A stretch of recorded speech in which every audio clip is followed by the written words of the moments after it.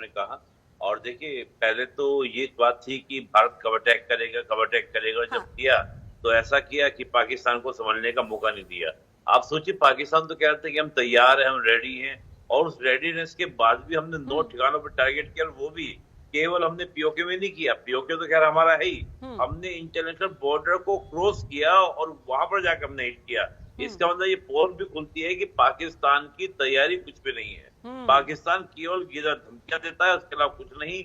अगर दम होता तो वो इस प्रकार के अटैक को, मिसाइल के अटैक को रोक पाते। तो हम्म। ये सक्षम है कि भारत दिखा रहा है, भारत ने स्पष्ट कर दिया कि भारतीय सक्षमता कितनी है कि केवल भारत एलओसी क्रॉस नहीं कर सकता, इंटरनेशनल बाउंड्री भी आपकी क्रॉस कर सकता है।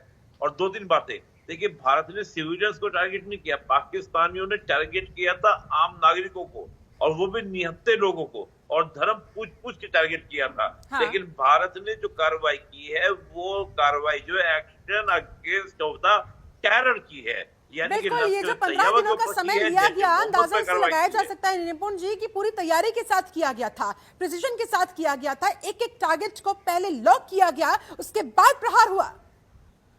बिल्कुल बिल्कुल बिल्कुल। और देखिए इसमें बड़ी इंटरेस्टिंग बात क्या है, जब हमने बालाकोट किया था तो हाँ। बालाकोट में इन्होंने जान बचा ली थी कहकर कि पेड़ पौधे गिरे हैं, ये है वो है। हाँ। इस बार नहीं बचा पा रहे जान, क्यों? पाकिस्तानी खुद ही कह रहे थे देखो हमको मारा, देखो हमको मारा।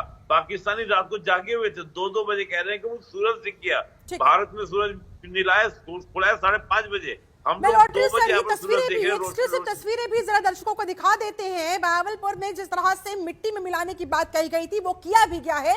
ये तस्वीरें देखिए किस तरह से वहां पर चीजें तहस नहस हो चुकी है, दूर दूर तक कैसे देखिए मलबा ही मलबा बिखरा पड़ा है। और ये वो ठिकाना है जिस पर रात को एयर स्ट्राइक के जरिए जिसको नेस्तनाबूद किया गया है, मिट्टी में मिला दिया गया है। ये एक्सक्लूसिव तस्वीरें जनतंत्र टीवी पर देखिए आपके सामने, जिसके बाद लोग वहां से भागते हुए नजर आए, और वीडियोस भी बहुत सारे इस तरह के सोशल मीडिया पर जमकर फ्लोट भी हो रही हैं। पाकिस्तान किस तरह से दहल उठा है, ये तस्वीरें, ये वीडियो इस बात की खुद गवाह है।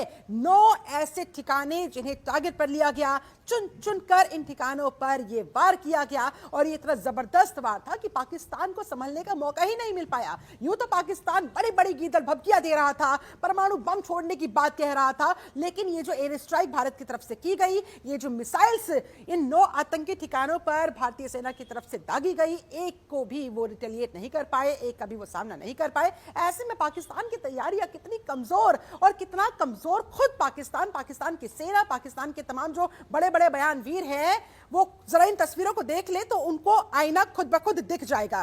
निपुण आलम बयान, ये तस्वीरें एक बार फिर से जो हम दिखा रहे हैं, ये वाकई में देखिए अगर पाकिस्तान की तैयारियां होती, बल्कि पाकिस्तान के मंत्री तो कह रहे थे कि भाई 24 घंटे के अंदर हमला हो जाएगा, 36 घंटे के अंदर हमला हो जाएगा। अगर हमले को रोकने की कोई तैयारियां पाकिस्तान की होती तो शायद ये तस्वीर आज देखने को नहीं मिलती, लेकिन ऐसा हुआ नहीं। बिल्कुल जो आपने कहा बिल्कुल सही बात की शिल्पा जी। मैं वही बात कह रहा हूँ कि 9 ठिकानों को हमने टारगेट किया, आतंकी ठिकानों को हमने टारगेट किया। ये तो पहले से चल रहा था कि भारत ने, कल भी आप देखिए यूएन सिक्योरिटी काउंसिल में जो बात हुई थी, जब पाकिस्तान ने आरोप लगाने का प्रयास किया कि हमला खुद भारत ने कराया, तब भारत ने वहां पर उसकी किरकिरी कहा कि ये लश्कर तैयबा का हाथ है।